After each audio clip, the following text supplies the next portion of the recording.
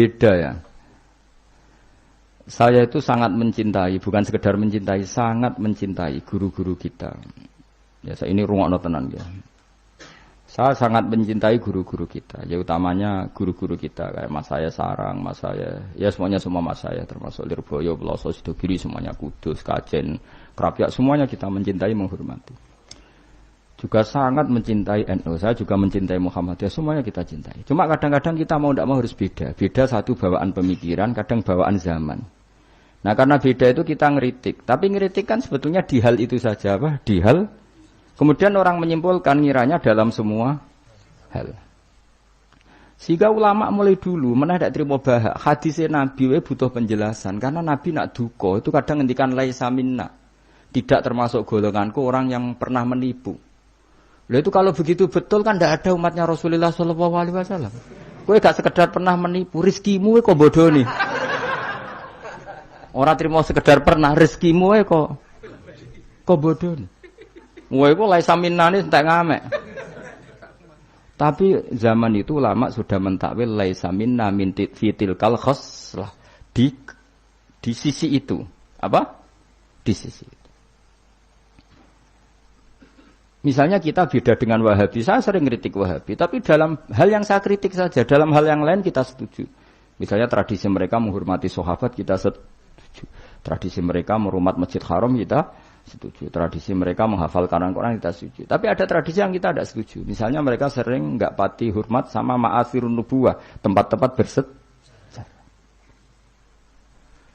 Jadi jangan kira kita, jadi kalau kita ngeritik ya di hal yang kita kritik saja. Itu pun karena kadang bawaan zaman, bawaan versi, bawaan tradisi. Terus kamu simpulkan. Misalnya kamu simpulkan, Gus Bak benci Wahabi ya enggak juga. Dalam hal yang kita tidak cocok. Yang kita cocok ya cocok kayak tadi misalnya. Sayyid Muhammad itu kalau ngarang kitab, meskipun beliau beda dengan Wahabi, kalau muji ya biasa. Dalam hal yang sama. Apa? Dalam hal yang sama. Karena mereka bermakna. Ya misalnya nyuwun sewu misalnya pengajian umum, saya juga suka dari segi syiar, dari segi apa? Syiar. Tapi ada hal-hal yang memaksakan, itu mesti saya kritik. Wong karuan kiai cilik ning desa kok pengen pengajian akbar. Akhirnya panitiane door to door 2 wulan sedurunge pengajian.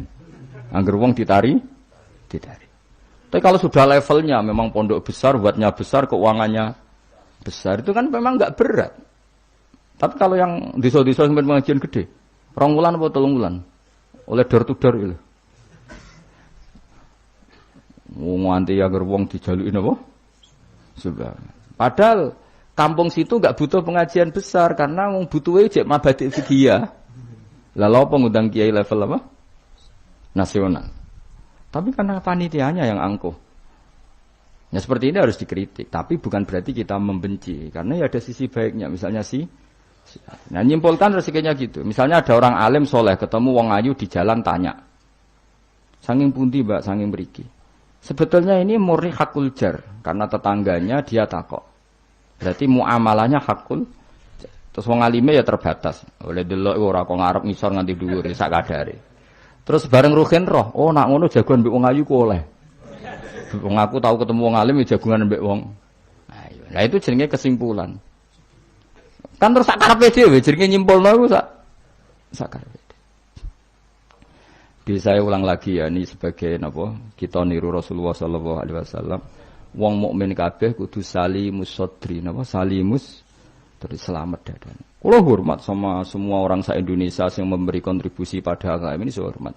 Cuma bawaan kita beda itu dalam hal itu apa dalam hal itu. Ya misalnya gini nyuwun sewu misalnya saya dengan tokoh-tokoh besar itu yang saya sebut itu saya hormati semua. Dengan tokoh yang kita mungkin cara zahir beda kita hormat. Cuma mau tidak mau memang kita kadang kritik, tapi itu bukan bawaan kebencian, bawaan tadi kondisi, napa? Misalnya gini nyuwun sewu ya.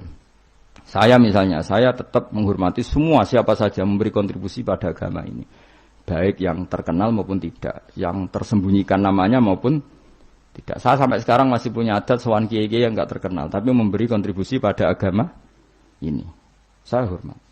Tapi yang tidak terkenal juga punya sisi negatif sebetulnya, karena orang enggak bisa mengakses karena enggak.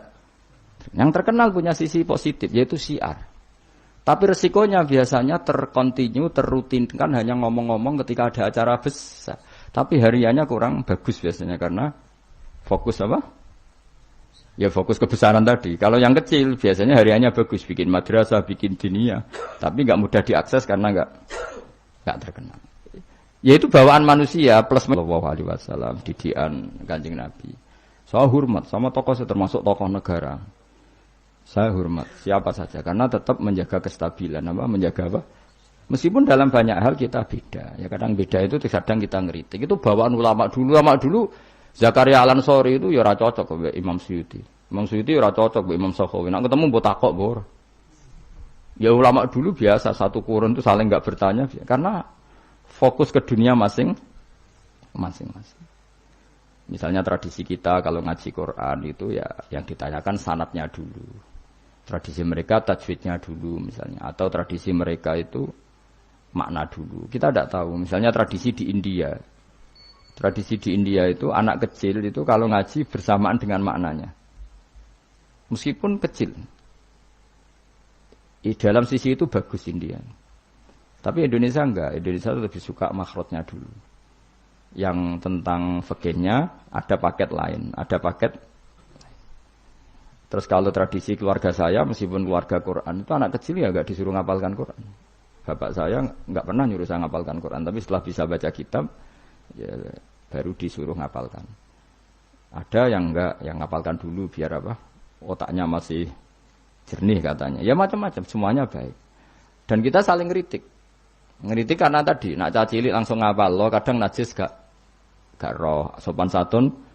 Yang fatalnya lagi kadang akidah Ahlussunnah wal Jamaah gak ngerti. Jadi ada lucu kan akhirnya hafal Quran tapi akidahnya tidak Ahlussunnah karena gak pernah dikenalkan Ahlussunnah. Tapi sisi baiknya karena masih kecil gampang apa? Hafal, kemudian orang tuanya niat benain akidah Ahlussunnah. Ada yang sebaliknya dibelajarkan Ahlussunnah dulu baru ngapalkan. Mungkin sisi negatifnya mungkin loh. Nek isu teke tuwek-tuwek ngene iki kan. Kowe gelem mesti ngapal Quran setor wae aku. Nak rawat ini di akhiri wal asri. Amma yatasa alun anin nahbail azim wa apa. Innalil muttaqin. Lalu sering nampa setoran wong tuwek-tuwek iku lucu-lucu. Wong tuwek-tuwek sing ben mati husnul khotimah kadang Gus kula wis tuwek tapi kepen setor Quran mbek jenengan. Tahu tak turuti. Rata-rata rong juz wis nyerah. Dereng enten sing langkai 2 juz. Kadang yang nyerahi wis setruk, kadang yang mati macam-macam lah. Apa ya teke wong tuwek iku beda ya. Padahal maca. Tapi saking gelam jare piye. Dadine lafate ku aneh. Mau menak maca fam bajasat fanjab. Oh. Bulan. Wasama idatil khubuk diwaca khibuk mbah. Sebab lereni mbah teman pusing kula Mas.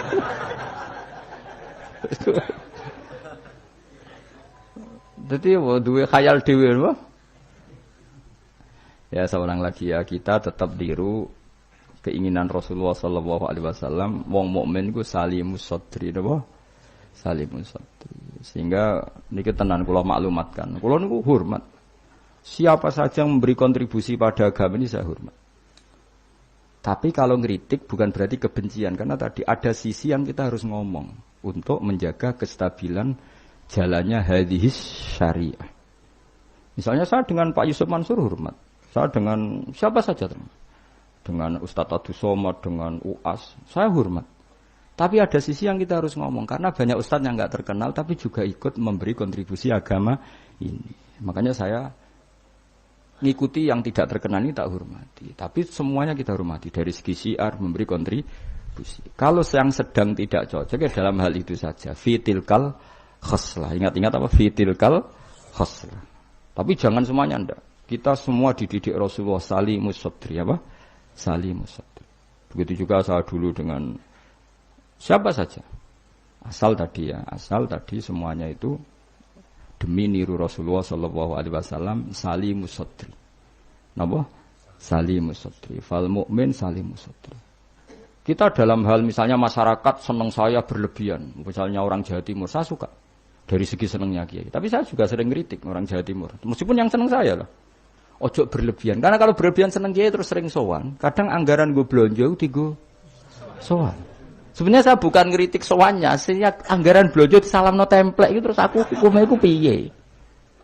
Nah, kadang ini tak takoki kan sowan aku rombongan bis tak takoki. Lho lari-lari mboten sekolah, mboten napa-napa Gus, yang penting sowan kiai. Lah bocah kok diajari.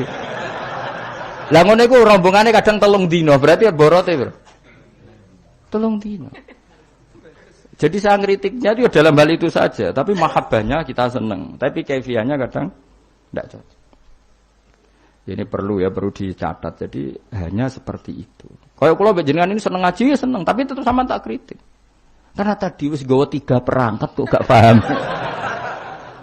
Wah, ini wis gawa kitab, gawa pulpen, gawa rekaman. Ini kan sudah mengalahkan ulama dulu.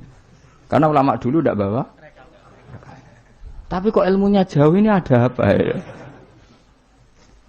Ya jadi kalau suwon kita benana wa benal mukminin kudu aja ana khil wala taj'al fi qulubina ghillal lil ladzina amanu. Kulo hormat sama semua tokoh-tokoh hormat. Kulo sama acara-acara besar ge kulo hormat. Cuma tetap kita sebagai ahlul ilm mengingatkan ada orang yang berjuang tuh enggak terkenal, ada orang yang berjuang enggak dapat apa-apa. Kita harus ngomong supaya orang ini juga diapresiasi. Tapi yang syiar ya kita hormati karena agama ini butuh syiar. Terus saya sama tokoh-tokoh DPR itu ya akrab. Ya banyak yang di saya sering ketemu saya ngaji. Tapi dalam hal yang kita tidak cocok yang ngeritik. Mereka mungkin yang ngeritik kita enggak apa-apa tapi hormat. Jadi eling-eling ya. Ini dawuh saya Imam Sa'roni. Saya nerangkan dalam konteks ilmu. Ini dawuh Imam Sa'roni. Kalau Nabi ngendikan laisa minna evitilkal khoslah. Bukan berarti dia menjadi murtad karena laisa. Nah, kalau makna sebenarnya kan laisa minna orang itu menjadi murtad. Ora termasuk golonganku wong sing tahu bodoni. Mau sekedar pernah itu tidak termasuk golonganku. Lah nek iku tenan maknane hakikat sing umat Nabi sapa? Semuanya pernah bodoni apa sering? Sering. Kadang rezekinya ya dari ya nyun sewu, kayak kebanyakan maklar, rezekinya dari apanya? Gak bodoni kira-kira payu gak? Misalnya kayak jujur, maklaran tanah yang Kulon Progo sampai tinggu bendara kok. Apa melak apa? Abu Baten itu? Kulon Progo. Pak, tanahnya tak tuku, lah didamel nopo? Weh, kalau damel pertanian untuk pergi prospek. Padahal niatnya itu, iki apa dadi apa? Bendara. Dituku rega murah. Misalnya terus ngene, mungkin jemban dari bandara, Pak. Mung jemban regane larang, mumpun dereng larang kalau tak tubas, Pak. Gelem ta ora wong iku? Misale jujur ngono.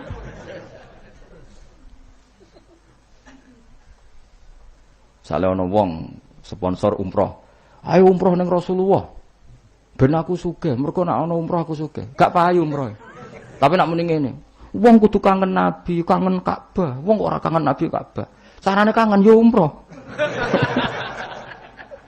Mandidi, sing jujur mbek sing rapati jujur. Enggak jawab bae kira-kira ayo. Mandidi.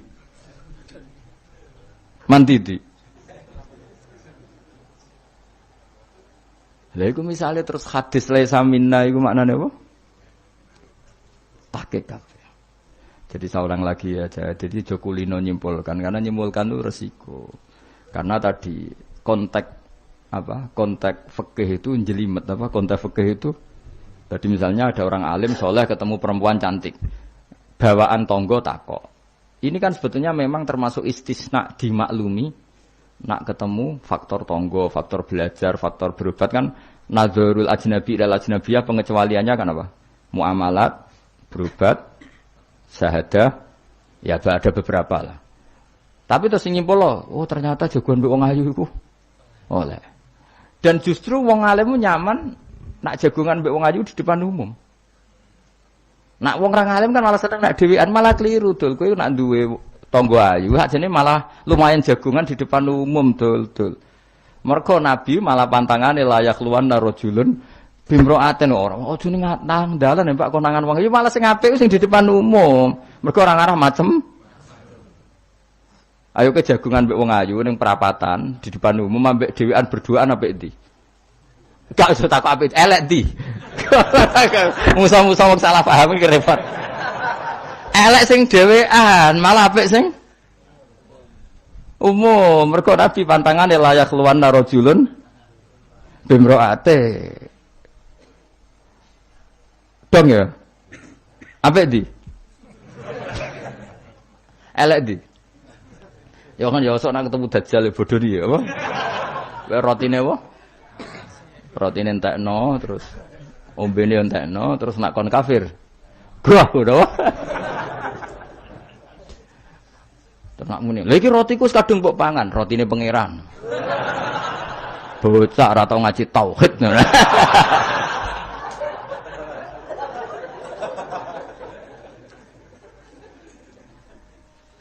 Ya jadi saya ulang lagi ya, jadi kita sama semua yang memberi kontribusi pada agama ini kita hormat. Cek terkenal, cek ora terkenal. Tapi dalam hal yang kita tidak cocok kita harus ngeritik. Tapi jangan kebencian. Saya ulang lagi jangan. Karena kalau nggak ada ngeritik repot. Kayak tadi, saya yang ketermaksa ngeritik wiridan. Mana ada orang soleh ngeritik wiridan? Tapi harus saya ingatkan, sebagian wong eling pangeran itu sebenarnya eling nafsunya Dia ngajukan proposal kepada Allah. Gayanya wiridan, tapi sebenarnya ya itu tuh. Lah nek ini seneng Allah tenan dijak bakas halal haram kan suka. Mergo iku ketentuannya Allah Subhanahu. Malah kadang mending ngene, ngaji halal haram ora penting, sementing ndonga. Mergo ndonga mukhul ibadah. Mendarani ngaji ra penting kok sarap, ngaji kok ora penting. Jadi karena sama-sama berlebihan ini kita sebagai orang alim harus ngomong. Akhirnya kita proporsional. Yo ndonga iku sak kadare tetep di bawah ilmu. Saya ulang lagi di bawah ilmu. Jadi ngamane ndonga bar salat wapalane akeh. Bareng takoki rukune salat yo sak kiai takoki. Kowe bar salat wiridamu akeh, bareng takoki rukune salat piro? Mikir, tak warai 17. Ana sing darani 14, sing ilang apa? Mikir meneh. Padahal nek bar salat wiridane ya dadi sing ngitung piro hen 13 iku menjadikan tumakninah 4 sebagai paket sito. Dadi rukuk maat tumaknina, sujud tumaknina. Lah yang satu ngitung tumaknina itu menjadi rukun sendiri, maka ditambah 4 menjadi 17. Ada ulama yang mengatakan 18 karena mewajibkan niatul khurud minas sholat. Jadi sebelum assalamualaikum niat keluar dari sholat. Karena takutnya kalau nggak niat keluar dari sholat dia apa kenalan mbek pinggire. Assalamualaikum jenengan namine sinten kan repot. Ya ada lah mereka. Lho iso wae saking ya kuatire gawe grup. Jadi saking sering ini kenalan muni assalamualaikum niate iku kendala. Jadi ada ulama mengatakan karena ketika takbir itu niatnya masuk sholat, maka ketika salam juga niatnya keluar dari sholat. Karena biar fair, karena ketika takbir niat masuk sholat. Karena kenapa? Yang bisa membedakan kalimat-kalimat thayyibah dengan yang lain adalah niat. Coba kita kaget sama orang. Allahu Akbar. Wah, Merapi saiki metu apa gimbale. Kita kaget apa-apa ya bilang Allahu Akbar. Supaya membedakan kalimat Allahu Akbar untuk ta'ajub, untuk kagum dengan sholat, maka Allahu Akbar diniati. Begitu juga salam ini menjadi kalimat adat untuk kenalan gawe grup. Paham ya? Nak niat khawatir niat kenalan, maka harus niat.